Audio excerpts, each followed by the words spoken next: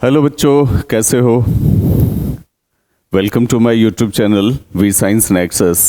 और आज फिर आगे आपके लिए नए नए लेक्चर्स की सीरीज़ लेकर के हम लोग एनसीईआरटी सीरीज़ और एग्जाम्पलर सीरीज़ पर काम करेंगे अब, है ना। तो एनसीईआरटी क्वेश्चंस काफ़ी इंपॉर्टेंट होते हैं, एग्जाम्पलर क्वेश्चंस काफ़ी इंपॉर्टेंट होते हैं, परीक्षा के लिए भी, बोर्ड परीक्षा के लिए भी, समझ ही रहे बेटा, है ना। स्कूल की परीक्षा के लिए, परीक्षा मतलब स्कूल की परीक्षा के लिए, बोर्ड की परीक्षा के लिए, सबके लिए बहुत इंपॉर्टेंट होता है। तो हम लोग जैसा कि आज देख ही रहे हो, हम लोग सबसे पहले आज काम करेंगे reflection and refraction of light पर, ठीक है।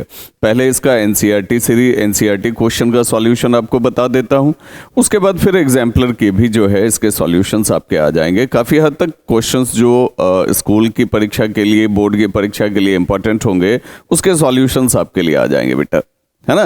तो चलिए हम लोग जो है इसका एनसीईआरटी क्वेश्चन के सॉल्यूशन का लेक्चर जो है वो स्टार्ट करते हैं। अच्छी तरह से समझिए, बहुत अच्छी तरह से समझिए।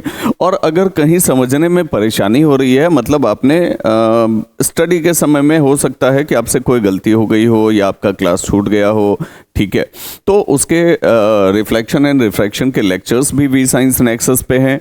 मैं इस लेक्चर के साथ उसका लिंक भी जो है डलवा दूंगा, ठीक है। इस एनसीईआरटी और एग्जाम्पलर के सॉल्यूशन के साथ चैप्टर के लेक्चर का भी लिंक डलवा दूंगा। अगर आपको कहीं भी समझने में दिक्कत होगी तो आप चैप्टर भी समझ लेना, चैप्टर भी फिर से रिवाइज कर लेना, और क्वेश्चंस तो मैं आपके लिए बता ही रहा हूं। तो चलिए स्टार्ट करते हैं लेक्चर, ठीक है।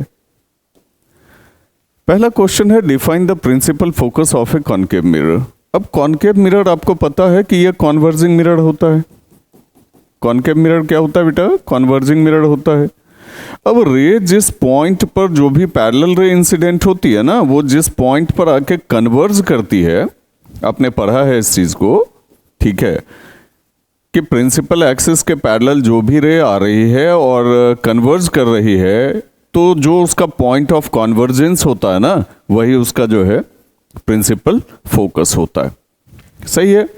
चलिए, The radius of curvature of a spherical mirror is 20 centimetre. What is its focal length? Simple सी बात है, आप जानते हैं। आप कहोगे बहुत इजी है सर। जब रेडियस का वैल्यू आपको 20 सेंटीमीटर दे दिया गया और फोकल लेंथ पूछ रहा है, तो f is equal to r by 2 होता है, ठीक है। तो 20 बाई 2 हो गया, 10 इज इक्वल टू जो है 10 सेंटीमीटर आ जाएगा। सिंपल सी बात है। चलिए आगे बढ़ते हैं। Name the mirror that can give an erect and enlarged image of an object. ठीक है, देखो बेटा, इरेक्ट और इनलार्ज्ड दोनों केस है। इरेक्ट भी होना चाहिए, इनलार्ज्ड भी होना चाहिए, ठीक है। तो इरेक्ट तो जनरली कौन दे देता है? कॉन्वेक्स मिरर देता है, ठीक है। लेकिन कॉन्वेक्स मिरर क्या करता है ना, कि छोटा छोटा इमेज देता है ना, बड़ा इमेज तो नहीं देता, इनलार्ज तो नहीं देता। लेकिन कॉनकेव का अगर आप जो है लास्ट केस याद करो, कॉनकेव तो लगातार बैक टू बैक 5 केसेस में रियल एंड इन्वर्टेड इमेज देता है। लास्ट केस जब C और F के बीच ऑब्जेक्ट रखा जाता है, तो फिर वो बड़ा इमेज देता है, वर्चुअल देता है, इरेक्ट देता है, इनलार्ज देता है। सही है। तो ऑब्वियसली इसका आंसर जो है वो कॉनकेव मिरर ही होगा। आप देख लो, कॉनकेव मिरर ही ऐसा कर सकता है। चलिए अगला क्वेश्चन लेते हैं। Why do we prefer convex mirror as a rear view mirror in vehicles? ठीक है, कॉन्वेक्स मिरर जो है उसका यूज हम लोग रियर व्यू मिरर में करते हैं, मतलब पीछे के ऑब्जेक्ट्स को देखने में करते हैं। ऐसा क्यों करते हैं? ठीक है, क्योंकि पहली बात तो वो किसी भी ऑब्जेक्ट का वर्चुअल एंड इरेक्ट इमेज बनाता है, ठीक है। और दूसरी बात कि उसका वाइडर फील्ड ऑफ व्यू होता है, पीछे के ढेर सारी चीजों को वो दिखा देता है ना, कौन सी गाड़ी आ रही है, नहीं आ रही है ना। तो convex mirrors give a virtual erect and diminished image of the objects placed in front of them.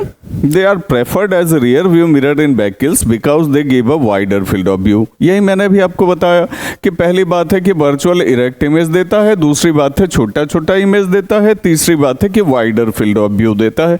इसीलिए हम लोग इसका पीछे के ऑब्जेक्ट्स को देखने में, है ना, रियर व्यू मिरर में, व्हीकल्स में हम इसका यूज करते हैं। Find the focal length of a convex mirror whose radius of curvature is 32 centimetre. Simple सी बात है बेटा। अब यहां लेकिन कॉन्वेक्स मिरर दे दिया गया है और आप कोऑर्डिनेट अच्छी तरह से जानते हैं, ठीक है। कॉन्वेक्स मिरर है तो ऑब्वियसली रेडियस ऑफ कर्वेचर हम लोग इसका r is equal to 32 centimetre ही ले लेंगे, ठीक है। चूंकि ये मान लीजिए कॉन्वेक्स मिरर हो गया, ये प्रिंसिपल एक्सिस हो गया, ये पोल हो गया, ये फोकस हो गया, ये सेंटर ऑफ कर्वेचर हो गया, सेंटर ऑफ कर्वेचर हो गया। तो ये डिस्टेंस बेटा यहाँ से यहाँ तक ये डिस्टेंस हम लोग आर ले लेते हैं। और चूंकि एक्स की तरफ हम लोग ले रहे हैं, एक्स एक्सिस पर मेजरमेंट कर रहे हैं, राइट हैंड साइड मेजरमेंट कर रहे हैं, तो obviously R is equal to 30 centimetre, तो F is equal to R by 2 हो गया, इज इक्वल टू 16 सेंटीमीटर हो जाएगा बेटा। ठीक है, और यही अगर कॉनकेव मिरर दे देता तो ध्यान रखिएगा, कॉनकेव मिरर में जो है रेडियस ऑफ कर्वेचर आप नेगेटिव लेते हैं, चूंकि एक्स डैश पर मेजरमेंट है तो रेडियस ऑफ कर्वेचर आप नेगेटिव ले लेते हैं। ठीक है, तो फिर फोकल लेंथ भी उसी हिसाब से नेगेटिव आ जाता है ना। अगला क्वेश्चन है, एक concave mirror produces 3 times magnified real image. अच्छा, कॉनकेव मिरर है जो 3 गुना बड़ा इमेज बनाता है और रियल इमेज भी बनाता है। मतलब क्या हो गया बेटा, मतलब यहां हो गया given a concave mirror produces 3 times magnified real image given m is equal to -3, magnification -3 है। ठीक है, object placed at 10 centimetre, u -10 centimetre. ठीक है, where is the image located, आपको v निकालना। अब बहुत अच्छी तरह से जानते हैं कि जब स्फेरिकल मिरर की बात करते हैं तो m is equal to -v/u हो जाता है। m -3 दिया है बेटा और v तो निकालना ही है, चलो भाई छोड़ देते हैं। u आपको दिया हुआ है -10 सेंटीमीटर। ठीक है, तो ये माइनस माइनस कैंसिल हो गया, तो v is equal to -30 centimetre हो जाएगा। क्लियर है, चलिए आगे बढ़ते हैं। A ray of light travelling in air enters obliquely into water. Ray जो है वो एयर से वाटर में इन करती है। डज द लाइट रे बेंड टुवर्ड्स द नॉर्मल और अवे फ्रॉम द नॉर्मल। देखो बेटा, रे ऑफ लाइट ट्रैवल कर रही है ऑब्लिकली, मतलब एयर से वाटर में, मतलब रेयरर मीडियम से डेंसर मीडियम में एयर से वाटर में जा रही है। तो जब भी रेयरर से डेंसर जाती है तो क्या होता है, बेंड्स टुवर्ड्स द नॉर्मल होता है। तो ये towards the normal he bend करेगी। और क्यों बेंड करेगी, क्योंकि मीडियम की ऑप्टिकल डेंसिटी ज़्यादा है, वाटर की ऑप्टिकल डेंसिटी ज़्यादा है, और लाइट की रे जो इन करेगी, ठीक है, तो उसका स्पीड रिड्यूस करेगा, और स्पीड रिड्यूस करेगा तो वो बेंड्स टुवर्ड्स द नॉर्मल हो जाती है। अगला है, light enters from air to glass having refractive index 1.5। Light जो इन कर रही है वो एयर से ग्लास में इन कर रही है जिसका रिफ्रैक्टिव इंडेक्स 1.5 है। What is the speed of light in the glass? The speed of light in vacuum, ये तो आपको पता ही है, 3 × 10⁻8 मीटर पर सेकेंड होता है वैक्यूम में, जो सी का वैल्यू हम लोग लेते हैं। तो यहाँ एक्चुअली दिया हुआ क्या है, गिवन में आपको क्या दिया हुआ है, रिफ्रैक्टिव इंडेक्स ऑफ डायमंड दे दिया इज इक्वल टू 1.5। ठीक है, तो ये एब्सोल्यूट रिफ्रैक्टिव इंडेक्स है बेटा, सिंपल सी बात है, एब्सोल्यूट रिफ्रैक्टिव इंडेक्स है ना। और कह रहा है कि what is the speed of light in the glass, है ना। तो आप इसको सीधे भी लेके बना सकते हो, जब किसी एक मीडियम का रिफ्रैक्टिव इंडेक्स दिया हुआ रहे तो n is equal to c/v लेके बना लो। 1.5 इज इक्वल टू 3 × 10⁸ कर लो। ठीक है, तो v इज इक्वल टू क्या हो जाएगा, तो 3 × 10⁸ 1.5 हो जाएगा, तो 2 × 10⁸ मीटर पर सेकेंड आ जाता है। ठीक है, या तो ऐसे बना लो, या फिर आपको जो यहाँ दिया हुआ है रिफ्रैक्टिव इंडेक्स डायमंड का जो दिया हुआ है, तो विथ रिस्पेक्ट टू एयर दिया हुआ है। ठीक है, तो किसी का भी मतलब एब्सोल्यूट रिफ्रैक्टिव इंडेक्स जब भी आता है तो वो विथ रिस्पेक्ट टू एयर ही आता है बेटा। ठीक है, तो n of diamond with respect to air है, तो इज इक्वल टू ND/NA हो जाएगा, ND/NA हो जाएगा। ठीक है, अब सिंपल सी बात है कि अगर इसका वैल्यू 1.5 दिया हुआ है और हमको स्पीड निकालना है, ठीक है, तो ऑब्वियसली ये VA/VD हो जाएगा। Refractive index n is equal to c/v करके आपने ये रिलेशन निकाला होगा, VA/VD हो जाएगा। ठीक है, और यहाँ जब हम सॉल्व करते हैं बेटा, तो 1.5 इज इक्वल टू ये आपको दिया हुआ है 3 × 10⁸ एयर का, वैक्यूम का। ठीक है, 3 × 10⁸, बट वेलोसिटी निकालना है हमको डायमंड में। ठीक है, तो ऑब्वियसली यहाँ V D is equal to क्या हो जाएगा, तो 3 into 10 to the power 8 by 1.5 हो जाएगा। ठीक है, तो 2 into 10 to the power 8 metre पर सेकेंड। तो आप जैसे चाहो वैसे निकाल सकते हो। ये तरीका भी सही है, वो तरीका भी सही है, लेकिन ये तरीका ज़्यादा आसान है क्योंकि किसी एक मीडियम का एब्सोल्यूट रिफ्रैक्टिव इंडेक्स दिया हुआ है, तो बहुत ज़्यादा दिमाग लगाने की ज़रूरत है नहीं। आप आराम से n is equal to C by B लेके निकल सकते हो। ठीक है,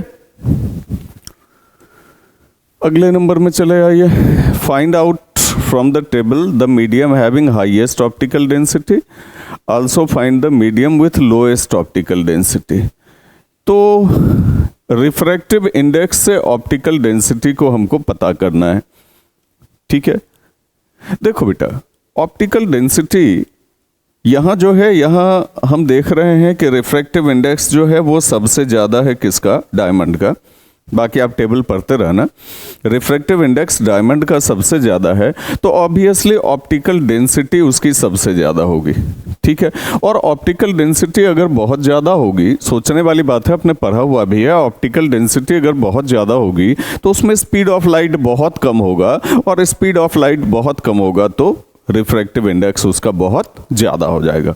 ठीक है, तो अगर डायरेक्टली सोचें, सीधा ट्रिकफुली इसको सोचें कि इंडेक्स सबसे ज़्यादा है तो ऑप्टिकल डेंसिटी सबसे ज़्यादा होगी, इसलिए इंडेक्स सबसे ज़्यादा है। ठीक है, और एयर का इंडेक्स सबसे कम है, ठीक है, क्योंकि इसकी ऑप्टिकल डेंसिटी सबसे कम होगी। ठीक है, बाकी मैंने कॉन्सेप्ट आपको बता ही दिया। You are given kerosene, turpentine and water. In which of these does the light travel fastest? Use the information given. फिर से वही डाटा आपको दिया हुआ है, केरोसिन दिया है, टर्पेंटाइन दिया है, वाटर दिया है। इसमें स्पीड सबसे ज़्यादा कहाँ पर है? ठीक है, जो मैं अभी आपको बता रहा था, है ना, जो मैं अभी आपको बता रहा था कि अगर ऑप्टिकल डेंसिटी कम होगी, ठीक है, तो उसमें स्पीड बहुत ज़्यादा होगा लाइट का। जैसे एयर की ऑप्टिकल डेंसिटी जो है वो बहुत कम है,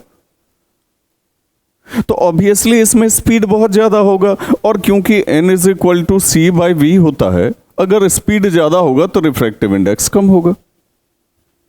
ठीक है, ऐसे सोच सकते हैं आप।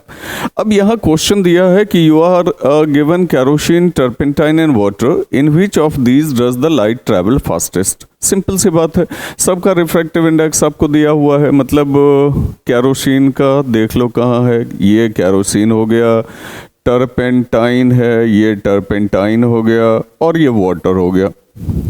ठीक है, तो इंडेक्स अगर बहुत कम है, इंडेक्स अगर कम है, ठीक है, तो n का v के साथ क्या रिलेशनशिप है? इनवर्सली प्रोपोर्शनल का रिलेशनशिप है। इंडेक्स अगर कम है तो वेलोसिटी ज्यादा होगा, और इंडेक्स अगर ज्यादा है तो वेलोसिटी कम होगा। ठीक है, सिंपल सी बात है। अरे भाई, आप इसको ऐसे सोचो ना कि अगर वेलोसिटी ज्यादा है तो इंडेक्स कम, तो यही तो पूछ रहा है कि वेलोसिटी किसकी ज्यादा है? जिसका इंडेक्स कम है। ठीक है, तो तीनों में कंपेयर कर लो किसका इंडेक्स कम है। ठीक है, तो ऑब्वियसली वाटर का इंडेक्स जो है वो सबसे कम है कंपैरेटिवली इन तीनों में। ठीक है, वाटर का इंडेक्स सबसे कम है, तो भाई वेलोसिटी सबसे ज्यादा होगी। ठीक है, समझ में आ रही है बात? The refractive index of diamond is 2.42. What is the meaning of this statement? Refractive index diamond का 2.42 है, डायमंड है, तो obviously with respect to air होगा। ठीक है, इसका वैल्यू दे दिया है आपको कितना, 2.42। अब इसका मतलब आप क्या समझते हैं? इसका मतलब आप क्या समझते हैं? तो अगर हम यहां देखें, refractive index of a diamond with respect to air is equal to 2.42।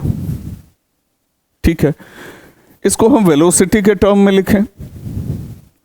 ठीक है, आपको पता है कि अगर n21 लिखते हैं तो is equal to n2 bye n1 हो जाता है, is equal to v1 bye v2 हो जाता है। आपने निकाला भी होगा। ठीक है, और नहीं तो एग्जाम्पलर में इस टाइप का क्वेश्चन है, मैं इसको भी निकाल के आपको बता दूंगा। तो अगर वेलोसिटी की हम बात कर लें रिफ्रैक्टिव इंडेक्स के लिए, यहाँ एक इस तरीके से बात कर सकते हैं कि एयर का जो रिफ्रैक्टिव इंडेक्स है, डायमंड का रिफ्रैक्टिव इंडेक्स उससे 4 गुना ज्यादा है। एयर का रिफ्रैक्टिव इंडेक्स 2.42 टाइम्स ज्यादा है, क्योंकि एयर का रिफ्रैक्टिव इंडेक्स जो है वो लगभग 1 होता है। ठीक है, तो ND बाय NA दे दिया है, तो हम इसको ऐसे भी लिख सकते हैं ND is equal to NA into 2.42। ठीक है, रिफ्रैक्टिव इंडेक्स जो डायमंड का है वो एयर के रिफ्रैक्टिव इंडेक्स से 2.42 टाइम्स ज्यादा है।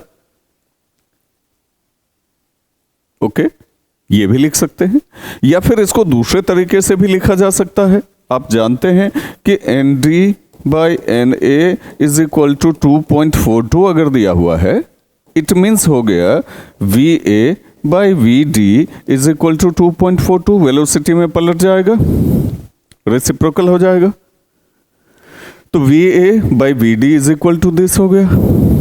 ठीक है, इसको हम ऐसे भी लिख सकते हैं VA is equal to VD into 2.42, है ना। मतलब एयर में जो वेलोसिटी ऑफ लाइट है या स्पीड ऑफ लाइट है वो डायमंड से 2.42 टाइम्स ज्यादा है। ठीक है, या डायमंड में जो स्पीड ऑफ लाइट है वो एयर से 2.42 टाइम्स कम है। जो भी लिखो आप आराम से लिख सकते हो। ठीक है, तो ऐसे भी इसका आंसर जो है, ऐसे भी नहीं, वेलोसिटी के ही टर्म में आंसर दे दो, है ना। कि हम जानते हैं कि एन ऑफ डायमंड दिया हुआ है, मतलब एयर के रिस्पेक्ट में दिया हुआ है। ठीक है, तो अगर एयर के रिस्पेक्ट में रिफ्रैक्टिव इंडेक्स का रेशियो आपको दिया हुआ है तो वेलोसिटी का रेशियो हो गया VA बाई VD। मतलब एयर में जो वेलोसिटी ऑफ लाइट है, एयर में जो स्पीड ऑफ लाइट है वो डायमंड से 2.42 टाइम्स ज्यादा है। The speed of light in air is 2.42 times greater than the speed of diamond, speed of light in the diamond। ठीक है, उसको और ज्यादा चाहें आप ऐसे भी कर सकते हैं, VD is equal to VA by 2.42। ठीक है, डायमंड में जो स्पीड ऑफ लाइट है वो एयर में स्पीड ऑफ लाइट से 2.42 टाइम्स कम है। The speed of light in diamond is 2.42 times lesser than the speed of light in air, है ना। तो कई तरीके से मैंने बता दिया, अब जैसे चाहो इसका आंसर लिख सकते हो। Define one dioptre power of a lens. अब आप जानते हो कि power of a lens P is equal to 1/f होता है, और फोकल लेंथ जो यहाँ हम लोग कैलकुलेट करते हैं, आपने पढ़ा ही है, मीटर में कैलकुलेट करते हैं। तो अगर फोकल लेंथ का वैल्यू बेटा 1 मीटर हो जाएगा तो फिर पावर जो है वो 1 डायप्टर हो जाएगा, पढ़ा होगा आपने, है ना। तो अगर किसी लेंस का, है ना, किसी लेंस का फोकल लेंथ अगर 1 मीटर कर दिया जाए, 1 मीटर हो, ठीक है, तो उसका पावर 1 डायप्टर हो जाता है ना। A convex lens forms a real and inverted image of a needle at a distance of 50 centimeter from it। बढ़िया बात है, कॉन्वेक्स लेंस फॉर्म कर रहा है, रियल एंड इन्वर्टेड इमेज बना रहा है, निडल का बना रहा है, और at a distance of 50 centimetre from it. मतलब गिवन में आपको दे दिया है बेटा U is equal to -50 centimetre, needle को -50 पर रखा है। Where is the needle placed in front of the convex lens if the image is equal to the size of the object? अगर इमेज का साइज ऑब्जेक्ट के size के बराबर हो तो कहां रखा गया होगा, उस पिन को, उस निडल को कहां रखा गया होगा। ठीक है, also find the power of the lens, है ना। तो हम जानते हैं कि अगर कॉन्वेक्स लेंस होता है ना, अगर कॉन्वेक्स लेंस होता है ना, तो कंडीशन पर ध्यान दो, रियल और इन्वर्टेड भी बनाता है, और image is equal to the size of the object भी बनाता है। मतलब सिंपल सी बात है कि 2f पर रखा गया होगा, 2f पर ऑब्जेक्ट को रखा गया होगा, तो इमेज भी इसका 2f पर बना होगा, है ना। अरे सेंटर ऑफ कर्वेचर पर रखते हैं तभी तो बेटा height of object height of image के बराबर होता है। आपने इमेज फॉर्मेशन का केस तो पढ़ा होगा ना, कॉन्वेक्स में 6 केसेस हैं, ठीक है। तो ये इसका मतलब ऑब्जेक्ट अगर 50 सेंटीमीटर पर रखा गया है और इमेज भी 50 सेंटीमीटर पर बन रहा है और HO जो है वो HI के बराबर है, इट मीन्स सिंपल सी बात है कि ऑब्जेक्ट को 2f पर रखा गया होगा, इमेज भी 2f पर बना होगा। और find the power of the lens, ठीक है, find the power of the lens. तो अगर बेटा 2f का वैल्यू 50 सेंटीमीटर है तो f का वैल्यू क्या हो जाएगा? 2f का वैल्यू अगर 50 सेंटीमीटर है, चलो इधर डैश लिखते हैं, है ना, यहां 2f लिख देते हैं, यहां f लिख देते हैं। अगर 2f का वैल्यू 50 सेंटीमीटर है तो f का वैल्यू क्या होगा? 25 सेंटीमीटर हो जाएगा, ठीक है। तो u -50 हो गया, v क्या हो गया? तो v 50 सेंटीमीटर हो गया, ठीक है। और f क्या हो गया? 25 सेंटीमीटर हो गया। अब कह रहा है इस लेंस का पावर निकालो, तो 25 सेंटीमीटर मतलब क्या हो जाएगा? 1/4 मीटर हो जाएगा। और हम जानते हैं कि P is equal to 1/f होता है, तो इज इक्वल टू 1/1/4 हो गया, तो बेटा +4 डायप्टर का लेंस लिया गया होगा, है ना। किसी प्रॉब्लम में अगर आपको परेशानी हो समझने में तो आप बार बार लेक्चर को देख लो, एक्सप्लेनेशन तो फुल ही जा रहा है, ठीक है। सारी बातें समझ में आएगी, सारी बातें समझ में आएगी। अगर आपने अच्छी तरह से पढ़ा है तो फिर एक बार में समझ में आ जाएगी। अगर पढ़ने के समय में थोड़ी सी परेशानी हो गई है किसी कारण से, तो आप बार बार जो है उस क्वेश्चन का आंसर जो मैं बता रहा हूं उसको आप बार बार रिपीट करके देख लो, ठीक है। पूरा का पूरा आंसर जो है वो आपके ब्रेन में सेट होगा। अगले नंबर में आते हैं बेटा, find the power of a concave lens of focal length 2 metre, ठीक है। अब कॉनकेव लेंस है, सिंपल सी बात है, कॉनकेव लेंस है, कॉनकेव लेंस है। तो कॉनकेव लेंस है तो ऑब्वियसली इसका फोकस तो इधर बनता है, ठीक है। तो फोकल लेंथ भी इधर ही होगा, है ना। किधर होगा भाई? एक्स डैश पर होगा। ये लेंथ जो मेजर करेंगे फोकल लेंथ एक्स डैश पर मेजर करेंगे, ठीक है। तो हमको यहाँ फोकल लेंथ दे दिया है -2 मीटर, f बराबर -2 मीटर हो गया, तो p is equal to 1/f हो जाएगा, 1/-2 हो जाएगा, -0.5 डायप्टर हो जाएगा। बिल्कुल सही आंसर है, ठीक है। और यही अगर कॉन्वेक्स होता तो फिर उधर होता फोकल लेंथ, ठीक है, फिर पावर प्लस में आ जाता। अब चलिए एक्सरसाइज के क्वेश्चंस देखते हैं। Which one of the following material can not be used to make a lens? इसमें से किसका यूज आप लेंस बनाने में बिल्कुल कर ही नहीं सकते, ठीक है। तो क्ले का। अब कहोगे सर वाटर का भी तो नहीं कर सकते, ठीक है। ग्लास का मान लीजिए कर सकते हैं, प्लास्टिक का कर सकते हैं, वाटर का भी तो नहीं कर सकते लेंस बनाने में, है ना। लेकिन लेंस शेप अगर ले लें और उसके अंदर वाटर भर दें, प्लास्टिक का कोई हार्ड प्लास्टिक का, ट्रांसपेरेंट प्लास्टिक का लेंस शेप ले लें और उसके अंदर पानी भर दें, तो उसका यूज लेंस के जो है मेकिंग में या लेंस के साथ किया तो जा ही सकता है। लेकिन अगर हम उसमें क्ले भर दें बेटा तब भी कर सकते हैं क्या? तब तो ओपेक हो जाएगा, ठीक है। तो सिंपल सी बात है कि इसका आंसर जो है वो क्ले ही है। The image formed by a concave mirror is observe to be virtual. Concave देख लो वर्चुअल बना रहा है, ठीक है। कॉनकेव मिरर है, कॉनकेव मिरर है और ये वर्चुअल बना रहा है। तो सिंपल सी बात है, आपके दिमाग में तुरंत आ जाना चाहिए कि ऑब्जेक्ट P और F के बीच में रखा हुआ है, इसीलिए इसका इमेज जो है बिहाइंड द मिरर बन रहा है और वर्चुअल बन रहा है, ठीक है। तो between the pole and the pole of the mirror and its principal focus, P और F के बीच में हमने रखा है। Where should an object be placed in front of a convex lens to get a real image of the size of the object? ठीक है। अभी हम लोग तुरंत कुछ देर पहले बात कर रहे थे कि ये मान लीजिए आपका कॉन्वेक्स लेंस हो गया। अगर सेम साइज का हमको इमेज चाहिए, ठीक है, तो हम उसको 2f पर रखेंगे, है ना। तो सेम साइज का रियल इन्वर्टेड, है ना, इमेज हमको मिल जाएगा, ठीक है। तो at twice the focal length, ये मान लीजिए f डैश हो गया, 2f डैश हो गया, तो f डैश पर नहीं रखेंगे, 2f डैश पर रखेंगे, तो ऑब्वियसली उतना ही बड़ा इमेज हमको बन जाएगा। तो ट्वाइस द फोकल लेंथ हो गया। A spherical mirror and a thin spherical lens have each focal length minus 15 centimeter.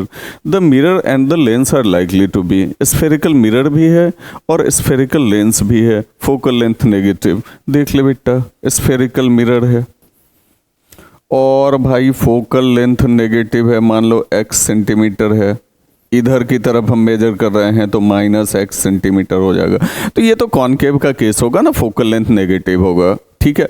तो कौन सा मिरर होगा, कौन सा लेंस होगा, तो आपने अभी लेंस भी देखा ही था, पावर जो निकाल रहे थे, तो दोनों कॉनकेव ही होगा, है ना। नेगेटिव आ रहा है तो दोनों कॉनकेव होगा, पॉजिटिव आ रहा है दोनों कॉन्वेक्स होगा, ठीक है।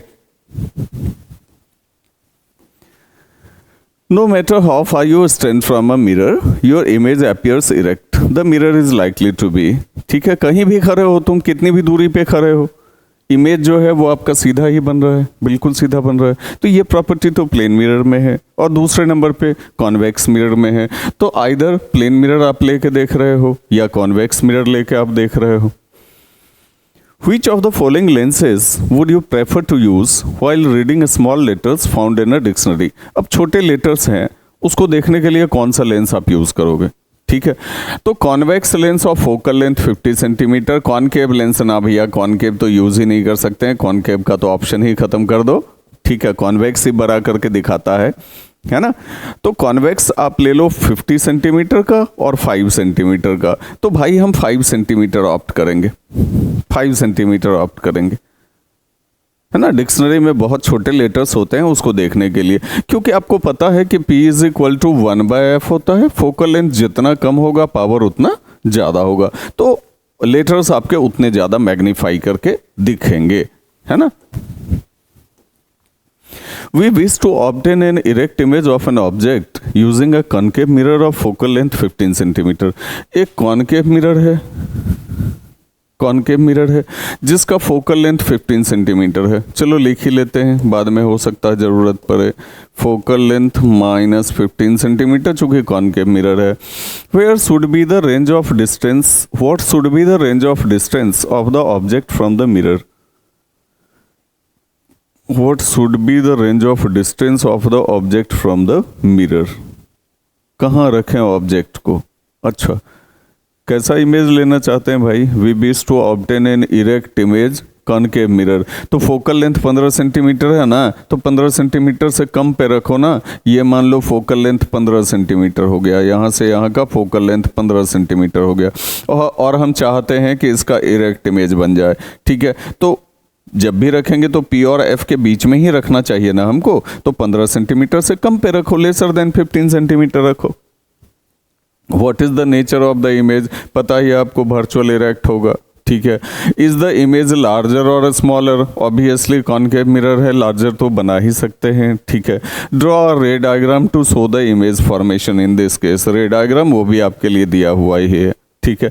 तो या आप जानते ही हैं P और F के बीच में जब हम ऑब्जेक्ट को रखते हैं तो फिर जो है रे डायग्राम कैसे बनाते हैं, आपने पढ़ा ही है इस चीज़ को, है ना। और अगर कहीं भी आपको समझने में परेशानी हो रही है तो इस चैप्टर का इन डिटेल लेक्चर, ठीक है ना, रिफ्लेक्शन का और ह्यूमन आई का, पूरे ऑप्टिक्स का इन डिटेल लेक्चर जो है वो चैनल पे पड़ा हुआ है ना। वी साइंस नेक्सस पे दोनों के इन डिटेल लेक्चर हैं। आपको अगर कहीं भी परेशानी है तो वहाँ आप जाके लेक्चर को स्टडी कर सकते हो, फिर सारे क्वेश्चंस आप समझ ही सकते हो। क्योंकि बोर्ड परीक्षा अगर आप दे रहे हो, अगर आप बोर्ड एग्जामिनी हो, तो ऑब्वियसली अभी आप पर पढ़ने का प्रेशर बहुत ज़्यादा होगा, है ना। तो फटाफट सारे के सारे जो है जो भी जहाँ भी कमी रह गई है पढ़ाई में, सारे के सारे जो है प्रॉब्लम्स को ख़त्म करते चले जाओ, है ना।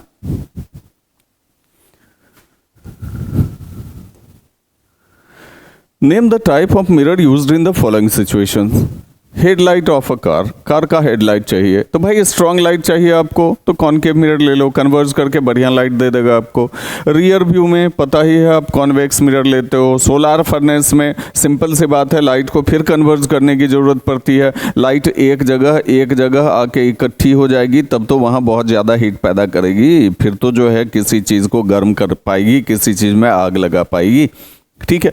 तो ए में और सी में लाइट को कन्वर्ज करने की ज़रूरत होती है तो कॉनकेव मिरर ले लेते हो, और रियर व्यू में जो है आप कॉन्वेक्स मिरर ले लेते हो। चूंकि वर्चुअल इरेक्ट देखना होता है, वाइडर फील्ड ऑफ व्यू देखना होता है, तो यह तो आपको कॉन्वेक्स मिरर ही देता है।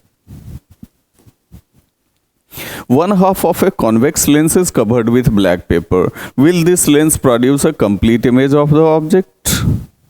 Verify your answer experimentally. Explain your observations. ठीक है बेटा, ऐसा करना कि जब ये क्वेश्चन आ जाए तो आप एक लेंस सेलेक्ट कर लेना, ठीक है, और प्रिंसिपल एक्सिस जो है वो हम यहाँ ड्राउ कर दे रहे हैं। ये f हो गया, ये 2f हो गया, यहाँ f डैश रख लेते हैं, यहाँ 2f डैश रख लेते हैं। इसके आधे पोर्शन को हमने जो है ब्लैक पेपर से कवर कर दिया है ना। विल दिस लेंस प्रोड्यूस, हाँ लेंस तो कंप्लीट इमेज बनाएगा भाई, ठीक है, प्रोड्यूस अ कंप्लीट इमेज, लेकिन image will have lower intensity, उसकी इंटेंसिटी कम हो जाएगी, उसकी ब्राइटनेस कम हो जाएगी, उसकी क्लैरिटी कम हो जाएगी, ठीक है, क्योंकि आधा पार्ट जो लेंस का है उससे रे ब्लॉक करती है, क्योंकि रे ऊपर से भी जा सकती थी, नीचे से भी जा सकती थी। उसी इमेज को बनाने के लिए same image, an object 5 centimeter in length is held 25 centimeter from a converging lens of focal length 10 centimeter। converging मतलब convex lens है बेटा। गिवन में आपको दे दिया है फोकल लेंथ है भाई 10 सेंटीमीटर, ठीक। ऑब्जेक्ट 5 सेंटीमीटर का है, एच ओ हो गया 5 सेंटीमीटर, और held 25 centimetre away from a converging lens, U is equal to -25 centimetre हो गया, ठीक है। Draw the ray diagram and find the position, size and nature of the image, ठीक है। पहले तो इमेज का पोजीशन हमको फाइंड करना होगा, तब ना उसका पोजीशन हम दिखाएंगे। मान लीजिए हमने जो है हमने लेंस ले लिया, ठीक है, लेंस ले लिया, ये प्रिंसिपल एक्सिस भी हमने ले लिया, ये फोकस भी दिखा दिया, 2f भी दिखा दिया, f भी दिखा दिया, 2f भी दिखा दिया, f डैश 2f डैश सब जो जैसे है सब दिखा दिया, है ना। ये 10 सेंटीमीटर है, तो सपोज करो कि यहाँ हमने 1 सेंटीमीटर इज इक्वल टू जो है, या 1 centimetre is equal to 5 centimetre scale ले लिया, है ना। स्केल यहाँ हमने मान लिया 1 centimetre is equal to 5 centimetre, ठीक है। तो एग्जाम में तो ऐसे क्वेश्चंस नहीं आते हैं, लेकिन अगर आ भी जाएंगे तो आप स्केल लेकर के, स्केल में होता है ना सेंटीमीटर वगैरह बना हुआ, ठीक है, तो 1 सेंटीमीटर बराबर 5 सेंटीमीटर हमने मान लिया, तो यहां तक हमने 2 सेंटीमीटर दिखा दिया, ठीक है, और यहां तक हमने 4 सेंटीमीटर दिखा दिया। चूंकि फोकल लेंथ 10 सेंटीमीटर है तो ये 20 सेंटीमीटर होगा, इधर भी 10 सेंटीमीटर 20 सेंटीमीटर होगा। तो स्केल से माप के हमने इसको दिखा दिया कि भाई ये हमने 2 सेंटीमीटर मापा है, ये भी हमने 2 सेंटीमीटर मापा है, यहां से यहां तक 4 सेंटीमीटर हो गया, मतलब 20 सेंटीमीटर हो गया, ठीक है। ऑब्जेक्ट का डिस्टेंस 25 दिया हुआ है, ठीक है, तो 1 2 3 4 5, ठीक है। ऑब्जेक्ट हमने यहां रख दिया, ऑब्जेक्ट हमने यहां रख दिया, 25 सेंटीमीटर पर हमने ऑब्जेक्ट को रख दिया। अब इमेज डिस्टेंस पता हो तब तो दिखाएंगे कि भाई इमेज कहां बनेगा, ठीक है, वो तो निकालना पड़ेगा बेटा, वो तो निकालना पड़ेगा। और क्या कह रहा है, find the position, size and nature of the image form. Position भी, साइज भी, नेचर भी, वो भी दिखाना है, ठीक है। तो पहले तो पोजीशन निकाल लेते हैं। हमको u और f दिया हुआ है, और हम चूंकि लेंस यूज कर रहे हैं तो फॉर्मूला पता है 1/v minus 1/u is equal to 1/f। और क्योंकि हमको यहाँ v निकालना है, हमको यहाँ v निकालना है, तो 1/v is equal to 1/f plus 1/u हो जाएगा, ठीक है। 1/v is equal to 1/f plus 1/u हो जाएगा। 1/f आपको जो है दिया हुआ है 10, f का वैल्यू 10 दिया है, u का वैल्यू -25 दिया है, f का वैल्यू 10 दिया है और u का वैल्यू -25 दिया है, तो ये तो प्लस माइनस माइनस हो जाएगा, -1/25 हो गया, ठीक है। आप यहाँ 50 कर लो, 5 हो गया, -2 हो गया, तो 3/50 हो गया, ठीक है। तो 1/v इज इक्वल टू 3/50 हो गया, तो v is equal to 50/3 centimetre हो जाएगा, ठीक है, 50/3 सेंटीमीटर हो जाएगा। अब कहोगे सर ये 50/3 सेंटीमीटर हो गया, इसको स्केल लेकर कैसे दिखाएंगे? तो 50/3 अगर कर रहे हो तो ये लगभग 16.6 सेंटीमीटर पे जाएगा। ठीक है, एक स्केल आपने माना है 5 सेंटीमीटर, 1 सेंटीमीटर बराबर 5 सेंटीमीटर माना है। तो 3 के बाद दिखा दो, 3 के बाद एक थोड़ा सा डिस्टेंस लेके 3 पॉइंट समथिंग पे उसको दिखा दो, है ना। तो भी निकाल लेंगे तब हम उसको दिखा सकते हैं। तो हमने जो है पोजीशन कैलकुलेट कर लिया। Size and nature of the image, ठीक है। ऑब्वियसली आप अगर बियॉन्ड 2f रख रहे हो, यहां से भी क्लियर है, तो उधर जो इमेज बनेगा वो रियल बनेगा, इन्वर्टेड बनेगा। वैसे भी जो है वो पॉजिटिव में आ रहा है, तो पॉजिटिव में आ रहा है तो भाई कॉन्वेक्स लेंस तो उधर जाके रियल एंड इन्वर्टेड इमेज ही बनाता है। ठीक है, और साइज की बात हो गई, साइज की बात हो गई बेटा। तो साइज के लिए आप जानते ही हो HI/HO is equal to V/U हो जाता है लेंस में, है ना। तो HI/HO आपको कितना दिया हुआ था, HO दिया हुआ था 5 centimetre is equal to V/U हो गया। V आपने निकाल लिया, 50/3 ही ले लो, 50/3 ही ले लो, सॉल्व करने में आसानी होगी। और U आपका जो है -25 है। ठीक है, तो HI/5 is equal to 50/3 into 1/-25 हो गया। इसको इससे कैंसिल कर दो। ठीक है, HI/5 इज इक्वल टू आपको हो गया -2/3। ठीक है, तो 3HI इज इक्वल टू -10 हो गया, है ना। तो HI इज इक्वल टू क्या हो जाएगा, -10/3 सेंटीमीटर। ठीक है, मतलब HI अगर नेगेटिव में आ रहा है तो आप बहुत अच्छी तरह से समझ ही रहे हो कि ये रियल बन रहा है, इन्वर्टेड बन रहा है। ठीक है, और ऑब्जेक्ट का हाइट कितना था भाई, ऑब्जेक्ट का हाइट था 5 सेंटीमीटर, और इमेज जो बन रहा है 5 सेंटीमीटर से छोटा बन रहा है, 3 पॉइंट समथिंग बन रहा है, 3.3 सेंटीमीटर बन रहा है। ठीक है, तो भाई रियल बन रहा है, इन्वर्टेड बन रहा है, और ऑब्जेक्ट से छोटा बन रहा है। ठीक है, तो यहां मैंने दोनों बातें आपको सिखा दी कि भाई न्यूमेरिकल कैसे बनाना है, और अगर न्यूमेरिकल को इमेज में हमको रिप्रेजेंट करना है, ठीक है, मान लो फॉर्मल पेज में ही जो एग्जामिनेशन का पेज होता है, बोर्ड एग्जामिनेशन का पेज होता है, अगर वहां हमको इस इमेज को दिखाना हो, इमेज को बनाना हो, तो हम स्केल लेके इस तरह से इसको बना सकते हैं। अगला प्रॉब्लम है, एक concave lens of focal length 15 centimetre. ठीक है, अब देखो कॉनकेव लेंस है, तुरंत इमेज आपके दिमाग में आना चाहिए, अच्छा कॉनकेव लेंस है, इसका फोकल लेंथ इधर होता है ना। ठीक है, इधर होता है तो मतलब नेगेटिव होगा, नेगेटिव होगा।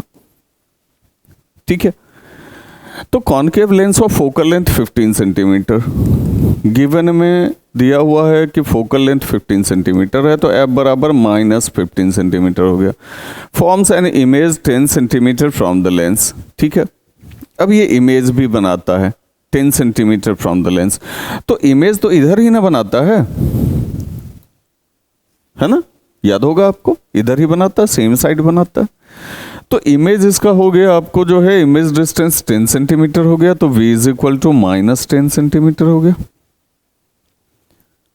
How far is the object placed from the lens, draw the ray diagram. ठीक है, अब ऑब्जेक्ट को कहां रखा, मतलब u कैलकुलेट करना है। ठीक है, और ड्रॉ द रे डायग्राम, ये तो कॉमन सा क्वेश्चन है, अगर हमको सारा का सारा डाटा आ गया तो भाई रे डायग्राम तो हम बनाना जानते ही हैं। ठीक है, तो हम आराम से जो है वो डिस्टेंस लेकर के, स्केल लेकर के हम उसका जो है रे डायग्राम बना देंगे। ठीक है, और यहाँ भी आप फॉर्मूला वही यूज कर सकते हो, 1/b - 1/u is equal to 1/f। ठीक है, तो आपका जो है u कैलकुलेट हो जाए, आराम से कैलकुलेट हो जाएगा।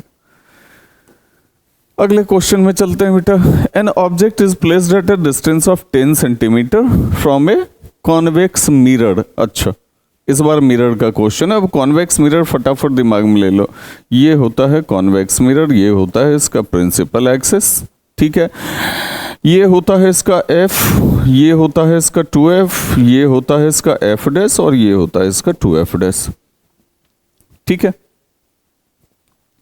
तो an object is placed at a distance of 10 centimetre. Given में आपको दे दिया कि ऑब्जेक्ट को 10 सेंटीमीटर पे रखा है, u is equal to minus 10 centimetre हो गया, from a convex mirror of focal length 15 centimetre. Convex mirror है, फोकल लेंथ 15 सेंटीमीटर हो गया। Find the position and nature of the image. ठीक है, तो नेचर के बारे में क्या कहना है? कॉन्वेक्स मिरर है, कॉन्वेक्स मिरर है, ये हमेशा वर्चुअल एंड इरेक्ट इमेज ही बनाता है। ठीक है, और स्मॉलर देन द ऑब्जेक्ट ही बनाता है, स्मॉलर देन द ऑब्जेक्ट ही बनाता है। तो इसके बारे में क्या सोचना है, क्या कहना है? ठीक है बच्चा, पोजीशन इसका v निकालना है। ठीक है, तो मिरर है ना, तो मिरर फॉर्मूला लगा लीजिए, 1/v plus 1/u is equal to 1/f। ठीक है, f का वैल्यू आपको पता ही है, या आप जो सॉल्व करना चाहो उसको एक तरफ कर लिया करो। 1/v is equal to 1/f minus 1/u कर लो, थोड़ा सा आसानी हो जाएगी। ठीक है, चूंकि v निकालना है तो v को हमने एक तरफ रख लिया, बाकी सबको एक तरफ ठेल दिया। ठीक है, तो v आपको निकालना ही है, f आपको दिया हुआ है, u आपको दिया हुआ है, वैल्यू पुट करो, कैलकुलेट कर दो, सिंपल सी बात है। The magnification produced by a plane mirror is +1. What does this mean? भाई प्लेन मिरर जो मैग्निफिकेशन बना रहा है वो +1 है। ठीक है, मैग्निफिकेशन +1 है, m इज इक्वल टू +1 है। तो m इज इक्वल टू +1 का मतलब क्या हुआ? ठीक है, पहली बात तो भाई H I is equal to H O है, height of image height of object के बराबर है। और दूसरी बात प्लस में आ रहा है ना मैग्निफिकेशन, मतलब इमेज जो है वो क्या है? वर्चुअल एंड इरेक्ट है। इमेज जो बन रहा है वो वर्चुअल एंड इरेक्ट बन रहा है, यही इसका मतलब होता है। An object 5 centimeter in length is placed at a distance of 20 centimeter in front of a convex mirror. ठीक है, फिर लो कॉन्वेक्स मिरर के सामने ही रखा है। Given an object 5 centimeter in length, HO is equal to 5 centimeter दे दिया है, is placed at a distance of 20 centimeter, u is equal to minus 20 centimetre हो गया, in front of a convex mirror of radius of curvature 30 centimetre. अब convex mirror है तो radius of curvature इसका plus में जाएगा, 30 सेंटीमीटर हो गया, तो f is equal to 15 centimetre हो जाएगा। ठीक है, find the position of the image, nature and size. ठीक है, अब पहले करना क्या है कि हमको u और f दे दिया है, तो हम मिरर फॉर्मूला यूज करेंगे, 1/v plus 1/u is equal to 1/f। ठीक है, तो पोजीशन कह रहा है तो फिर से v निकाल लेंगे, 1/v is equal to 1/f minus 1/u। इस तरह से हम जो है v कैलकुलेट कर लेंगे, और तो पोजीशन हमारा निकल गया। अब नेचर जो है वो तो पता ही है, कॉन्वेक्स मिरर है, कॉन्वेक्स मिरर है तो वर्चुअल एंड इरेक्ट ही होगा। साइज कह रहा है फिर से निकालने के लिए, तो जब हम v कैलकुलेट कर लेंगे, जब v का वैल्यू हम जो है कैलकुलेट कर लेंगे, तो कैलकुलेट करने के बाद क्या होगा, तो हम HI/HO is equal to -v/u कर लेंगे। ठीक है, मिरर है तो -v/u करेंगे, लेंस होता तो v/u कर लेते। तो HI तो हमको निकालना ही है, और HO हमको 5 दे दिया है। अगर हमको v पता होता, u तो हमको पता ही है -20 है ना, तो अगर हमको u पता होता, सॉरी u तो पता ही है, v पता होता, तो हम HI कैलकुलेट कर लेते। ऐसा एक प्रॉब्लम हमने बना के आपको लेंस में दिखाया है। ठीक है, तो आप इस तरह से इस प्रॉब्लम को सॉल्व कर सकते हैं। An object of size 7 centimeter is placed at 27 centimetre in front of a concave mirror. अब देखो मिरर बदल गया, ये है कॉनकेव मिरर, ये हो गया पोल, ये हो गया फोकस, ये हो गया सेंटर ऑफ कर्वेचर। ठीक है, कई जगह मैंने सीखे जगह 2f भी लिख दिया है, क्योंकि अब आपने लेंस भी पढ़ लिया है, मिरर भी पढ़ लिया है, तो कंफ्यूज मत करना, वहां 2f लिखा ही जा सकता है, पता है आपको। ठीक है, तो an object of size 7 centimetre, तो गिवन में आपको दे दिया है कि HO हो गया 7 centimetre, is placed at 27 centimetre in front of a concave mirror. You तो हमेशा नेगेटिव ही लेते हैं हम लोग, तो -27 सेंटीमीटर हो गया। Focal length 18 centimetre. अब देखिए F इधर ना, एक्स डेस्क की तरफ ना, ठीक है, तो ऑब्वियसली एफ हो गया -18 सेंटीमीटर। ठीक है, at what distance from the mirror should a screen be placed so that the sharp focused image can be obtain. मतलब स्क्रीन को कहाँ प्लेस करें कि अच्छा से अच्छा इमेज आ जाए। तो भाई भी कैलकुलेट कर लेते हैं ना, वहीं प्लेस कर देंगे। यू और एफ हमको पता है और हम मिरर का प्रॉब्लम बना रहे हैं, तो 1/v plus 1/u is equal to 1/f। फिर वही करना है बेटा, 1/v is equal to 1/f minus 1/u कर लेना है, v कैलकुलेट कर लेना है। साइज गहराई निकालने के लिए मतलब सेम बातें हैं, सिर्फ कोऑर्डिनेट पर ध्यान रखना है। hi/ho is equal to minus b/u। तो जब हम b कैलकुलेट कर लेंगे उसके बाद इसका वैल्यू पुट करेंगे, ठीक है, हमारा जो है आराम से आंसर निकल जाएगा, साइज निकल जाएगा। और नेचर ऑफ द इमेज, ठीक है, एच आई हम कैलकुलेट कर रहे हैं। एच आई अगर पॉजिटिव आ रहा है मतलब वर्चुअल एंड डायरेक्ट बन रहा है, एच आई अगर नेगेटिव आ रहा है मतलब रियल एंड इन्वर्टेड बन रहा है। सिंपल सी कहानी। Find the focal length of a lens of power -2 diopter. What type of lens is this? Simple सी बात है, अगर -2 diopter है तो ये कॉनकेव लेंस ही होगा। ठीक है, कॉनकेव पावर ही नेगेटिव होता है और इसका फोकल लेंथ निकालना है। P is equal to 1/f है, तो बेटा F इज इक्वल टू क्या हो जाएगा, 1/P हो जाएगा, 1/-2 हो गया। ठीक है, 1/-2 मीटर हो गया। अब इसको अगर सेंटीमीटर में निकालें तो 1/-2 इंटू 100 कर देंगे तो ये -50 सेंटीमीटर आ जाएगा। ठीक, a doctor has prescribed a corrective lens of power plus 1.5 dioptre, find the focal length of the lens. ठीक है, फिर पावर दे दिया है, फोकल लेंथ कह रहा निकालने के लिए। Is the prescribed lens diverging और कन्वर्जिंग, भैया प्लस है पावर तो कॉन्वेक्स होगा, कॉन्वेक्स होगा, और कॉन्वेक्स जब भी होगा तो कॉन्वर्जिंग ही होता है। ठीक है, बाकी तो मैंने अभी आपको तुरंत बताया ही, बहुत सिंपल सा प्रॉब्लम है। P दे दिया है plus 1.5 dioptre, P is equal to 1/f, therefore F is equal to 1/P। 1/1.5 metre में छोड़ दो या फिर 1/1.5 इंटू 100 कर दो तो फिर सेंटीमीटर में आ जाएगा। ठीक है, ओके बेटा, तो इस तरह से जो है आपके रिफ्लेक्शन एंड रिफ्रैक्शन का एनसीईआरटी का जितना भी क्वेश्चंस था इस लेक्चर में हमने सॉल्व कर दिया। ठीक है, और अगले लेक्चर में आपको रिफ्लेक्शन एंड रिफ्रैक्शन के, ठीक है, काफ़ी हद तक एग्जाम्पलर के क्वेश्चंस भी मिल जाएंगे ताकि आपको बहुत ज़्यादा आसानी हो स्कूल में भी, और वो अगर आप बोर्ड एग्जाम में नहीं हैं तो आपको भी बहुत ज़्यादा आसानी हो, है ना। क्योंकि होता क्या है ना कि जब आप बोर्ड एग्जाम देने जा रहे हो, है ना, और उस समय आपको थोड़ा सा सपोर्ट मिल जाता है तो फिर बहुत आसान लगता है कोई भी चीज़ करना। मतलब अकेले हम कर रहे हैं और थोड़ा सा अगर एक्सटर्नल सपोर्ट मिल जाए तो फिर चीज़ें आसान लगती है। थोड़ी सी मेहनत करनी होती है, मेहनत तो आप ही को करनी है ना। हम टीचर्स तो बस आपको सपोर्ट कर सकते हैं, है ना। ओके बेटा, best of luck, stay connected, बहुत अच्छी तरह से पढ़िए, बहुत अच्छी तरह से स्टडी कीजिए। Thank you.